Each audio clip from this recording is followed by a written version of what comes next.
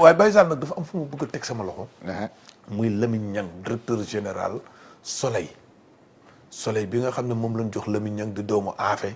nga xam ne dafa nekkoon bitim réew di fa liggéey waaye bi ko réew mi soxla président Diomaye na ko soxla naa la premier ministre Ousmane Sonko na ko soxla naa la mu ne damay bàyyi lépp lu ma nekkee woon Europe ñëw dimbali si sama réew ñëw jàppale si sama réew waaye bi ñu fay nekk ci opposition bu métti bi foo tollu dégg Lamine Niang nga xam ne nag Sofiatou ña ngay maamam Alsine mi ci cëng Bakar Daadu mi ci Mbayeen ma Kouroufa Bintu Nango mi ci Bangoy